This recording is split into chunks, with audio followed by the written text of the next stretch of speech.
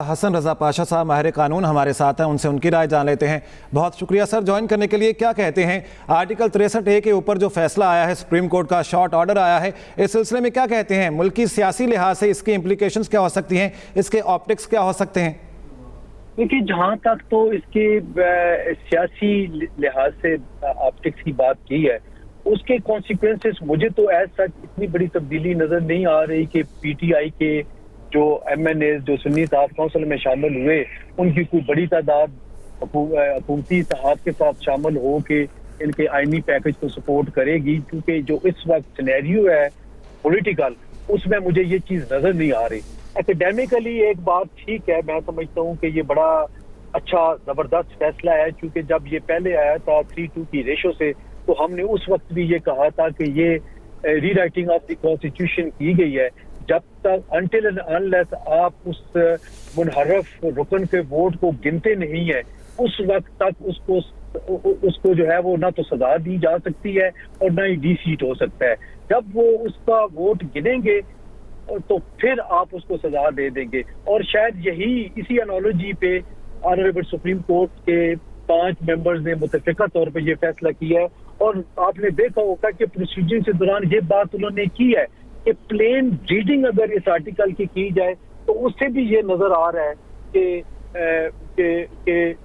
ये जो मुनहरफ अरकान है उनके वोट को गिना जा सकता है, उसके बाद डीसीट होंगे। हाँ, अभी मैं समझता हूँ कि आईनी पैकेज इन प्रोसेस है।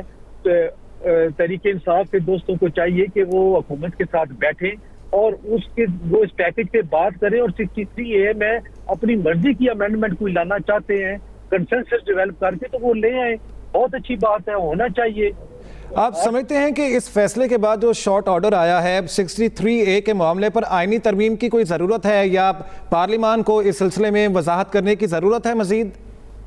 बिल्कुल भी नहीं। जो 63A की जब्जा तरमीम है वो इसीलिए आई थी कि ये फैसला आड़े आ रहा था। अब चूंकि वो खत्म हो गया, उसकी इम्प्लीकेशन अब नहीं रही, तो मेरे ख्याल में जो 63A के हवाले से वो जो आर्मी अमेंडमेंट आ रही थी, अब वो गैर जरूरी तस्वर होगी, उसको नहीं लाना चाहिए।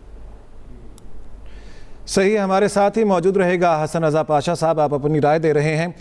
रहमान रजा साहब, आप क्या समझते हैं इस सिलसिले में कि आईनी तरमीम में जो मुजव्जा आईनी तरमीम आ रही है उसमें अब 63A का जो हवाला है, या इसके ऊपर मजीद काम करने की ज़रूरत है, इसको वाज़े करने की या तशरीह करने की ज़रूरत है आज जो फैसला है उसके बाद? देखिए, इस चीज की गुंजाइश यकीनन मौजूद है भी, और इससे पहले भी थी। इससे पहले जब ये मामला जिस पर सुप्रीम कोर्ट ने 3-2 से फैसला किया था 2022 के अंदर, उस वक्त भी बहुत सारे जो कानूनी माहिरीन हैं उनका यही मानना था कि सुप्रीम कोर्ट को इस पर खुद फैसला करने की बजाय इस मामले को पार्लियामान की तरफ रेफर कर देना चाहिए था, और पार्लियामान से कहा जाता कि पार्लियामान इस मामले के ऊपर कानून साजी करे। लेकिन उस वक्त माफ कीजिएगा, सियासी हालात कुछ और थे, अदालती माहौल कुछ और था, और इसी वजह से एक ऐसा फैसला आया जिस पर खासी तनकीद भी हुई। उसमें एकेडमिक डिबेट भी बहुत है, और बहुत सारे कानूनदानों का, जिस तरह से हसन रजा पाशा साहब कह रहे थे कि ख्याल यही था कि अदालत एक स्टेप आगे चली गई है और अदालत ने कॉन्स्टिट्यूशन को एक तरह से रीराइट करने की कोशिश की है, क्योंकि आइन में अगर उस चीज का जिक्र ही नहीं था, और वोट